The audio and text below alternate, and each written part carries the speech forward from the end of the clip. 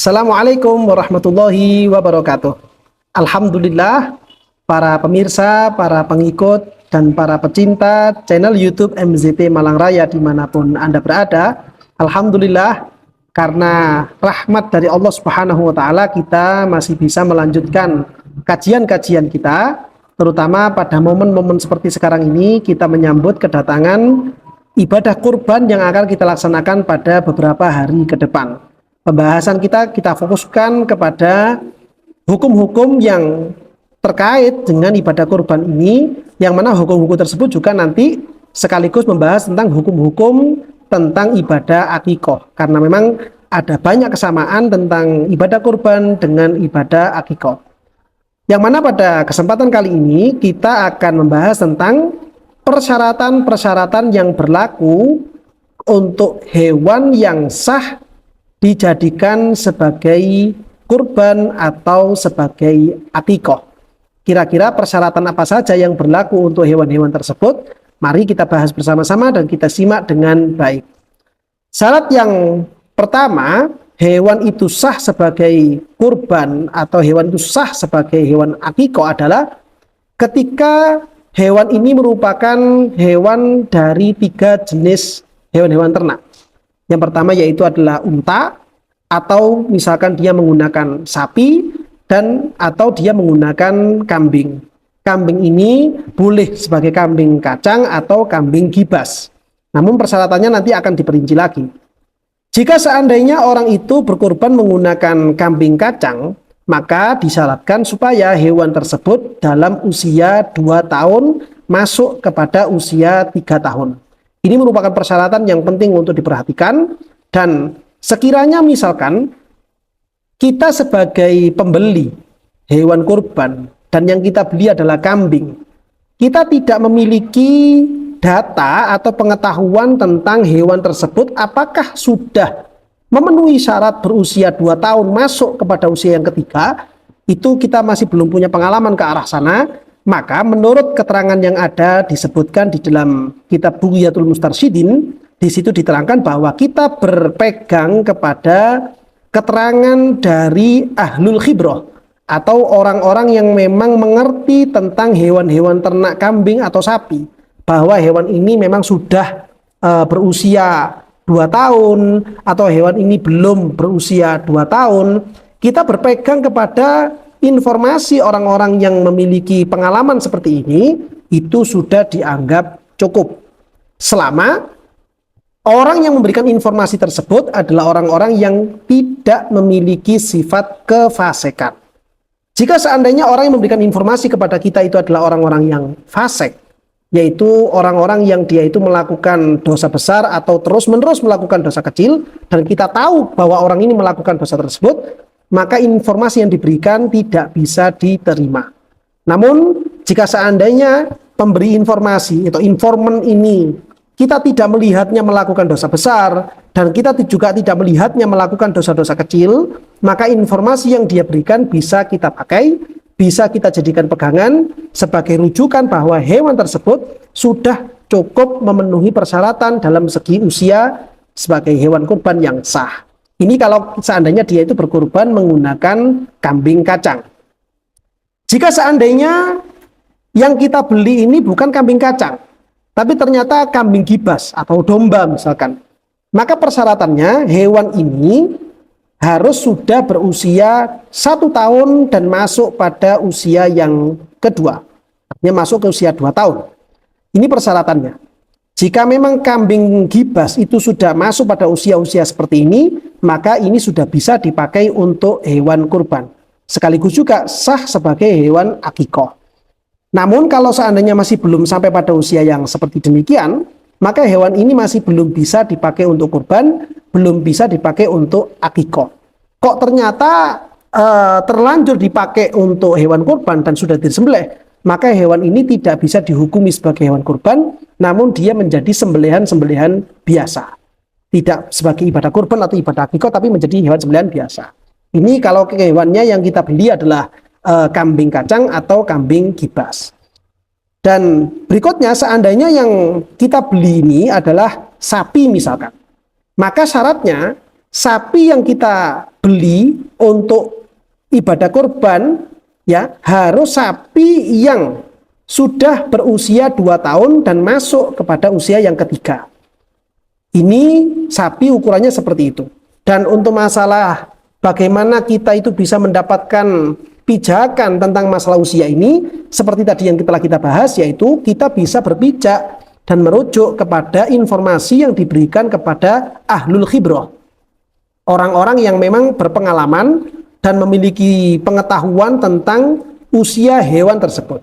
Jika seandainya orang yang ahlul khibrah atau orang yang berpengalaman ini mengatakan ini sudah berusia 2 tahun dan masuk usia yang ketiga, dan memang orangnya itu tidak memiliki perbuatan atau sifat-sifat kefasikan, maka kita boleh menerima informasi tersebut dan sah sebagai hewan kurban. Namun kalau seandainya kita tahu bahwa informan ini dia melakukan kefasikan, maka kita tidak boleh menerima informasi itu dan hendaknya kita memilih belanja kepada penjual-penjual yang lain atau kepada peternak-peternak yang lainnya lagi yang sekiranya lebih bisa dipercaya. Nah, ini merupakan suatu persyaratan penting supaya kita bisa lebih hati-hati lagi ketika membeli hewan-hewan kurban di beberapa hari ke depan ini. Berikutnya lagi persyaratannya adalah 1 ekor kambing, baik itu kambing kacang atau kambing gibas, hanya boleh dipakai untuk kurban 1 orang saja. Seandainya untuk membelanjakan kambing kacang atau kambing gibas ini uangnya patungan dari 2 orang atau lebih, maka hewan ini tidak sah sebagai kurban, tidak sah sebagai akikoh. Kecuali jika, misalkan untuk membeli 1 ekor kambing ini patungan antara 2 orang misalkan. Jika seandainya si orang yang kedua itu menghibahkan uangnya kepada orang yang pertama atau mensedekahkan uangnya kepada orang yang pertama, lalu orang pertama ini membelanjakan uang tersebut untuk membeli hewan kambing misalkan, sehingga mendapatkan 1 ekor dari uang mereka berdua yang telah dihibahkan tadi itu, maka hewan ini sah sebagai hewan kurban. Namun yang mendapatkan pahala kurban hanya orang yang pertama saja. Orang yang kedua tidak mendapatkan pahala kurban, namun dia mendapatkan pahala sodakoh dan membantu orang lain untuk bisa melakukan ibadah kurban atau ibadah akikoh. Sehingga seperti peristiwa yang sering kita lihat di sekeliling kita, misalkan di beberapa sekolah-sekolah tertentu, kadang para guru yang ada di sekolah ini mengarahkan dan menghimbau kepada siswa-siswinya untuk melakukan patungan, memberikan iuran, yang uang ini nanti akan dikumpulkan sehingga nominalnya itu cukup untuk membeli 1 ekor kambing, lalu kambingnya ini disembelih dan katanya sebagai hewan kurban. Bagaimanakah hukum yang seperti ini? Kalau memang kambing ini didapatkan dengan cara patungan siswa-siswi yang ada dalam 1 kelas, yang jumlahnya itu antara 25 anak atau sampai 30 anak, maka hewan ini tidak sah sebagai kurban.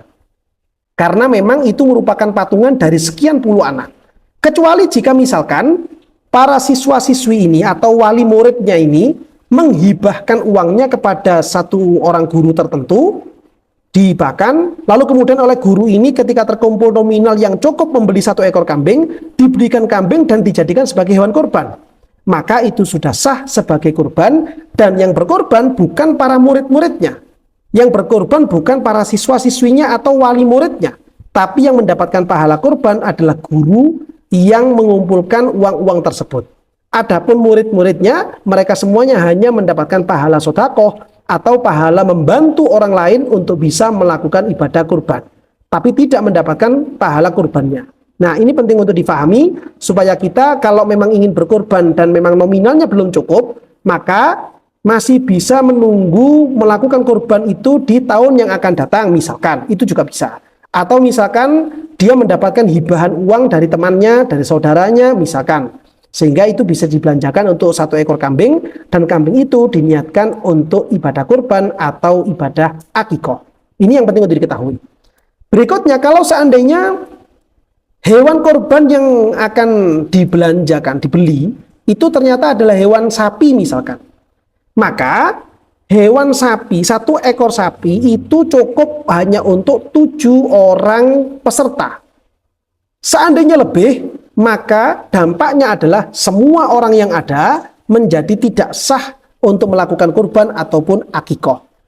Namun kemudian bagaimana kalau seandainya peristiwanya itu adalah antara 7 peserta patungan untuk membeli 1 ekor sapi ini, nominalnya ternyata berbeda-beda.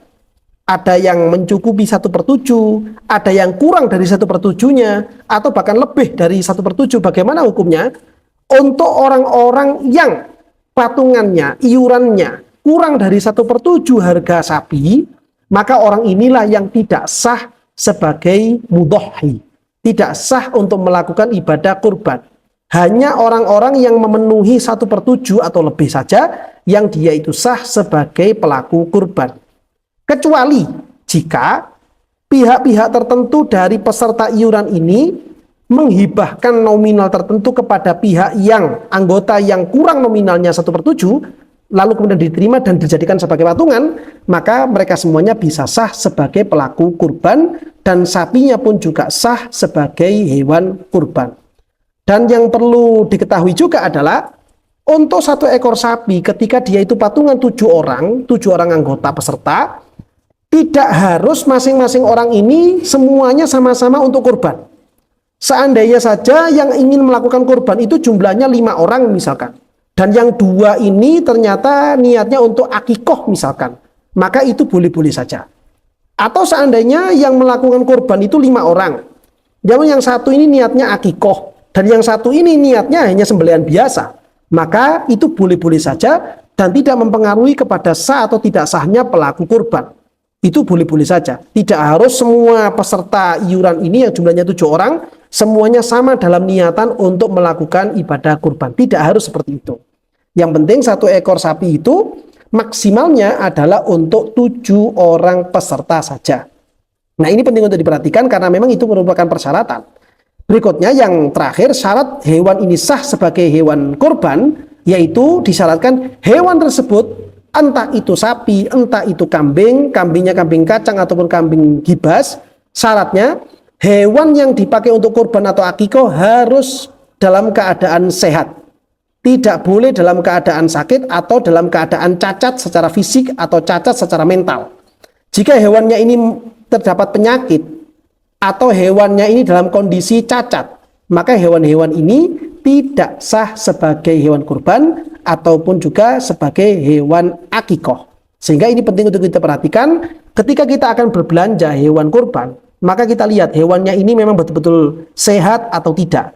Kira-kira dia terjangkit penyakit atau tidak. Kira-kira hewannya ini dalam keadaan stres atau tidak.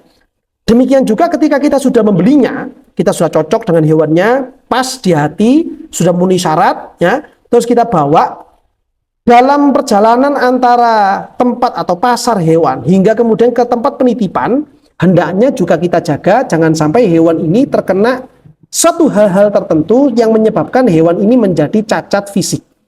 Demikian juga ketika setelah kita taruh di tempat-tempat penitipan hewan kurban di tempatnya panitia, kesehatan hewan ini juga perlu untuk diperhatikan. Dari pakannya, kesehatan mentalnya, dan lain sebagainya. Supaya hewan ini tetap dalam keadaan sehat hingga datangnya hari diperbolehkan melakukan sembelih hewan kurban. Nah, ini merupakan syarat-syarat yang penting untuk diperhatikan supaya kurban kita bisa menjadi sah dan baik. Begitu juga seandainya kita akan melakukan akikoh, akikoh kita juga menjadi akikoh yang sah di mata Allah Subhanahu wa taala sehingga ibadah kita bisa diterima oleh Allah Subhanahu wa taala dan kita bisa mendapatkan keridhaan dari Allah Subhanahu wa taala. Inilah kiranya pembahasan tentang syarat-syarat hewan kurban yang bisa kita kaji dan kita simak pada kesempatan kali ini. Barangkali mungkin dari keterangan yang barusan kita ulas ini ada yang kurang jelas atau mungkin ada pertanyaan-pertanyaan susulan, maka bisa Anda sampaikan melalui kolom komentar atau melalui nomor admin yang telah tertera pada layar YouTube Anda. Mudah-mudahan kita semuanya senantiasa dirahmati dan dibarokai oleh Allah Subhanahu wa taala dan mendapatkan kecintaan dari junjungan kita, idola kita, Gusti Kanjeng Nabi Muhammad sallallahu alaihi wasallam. Amin ya rabbal alamin.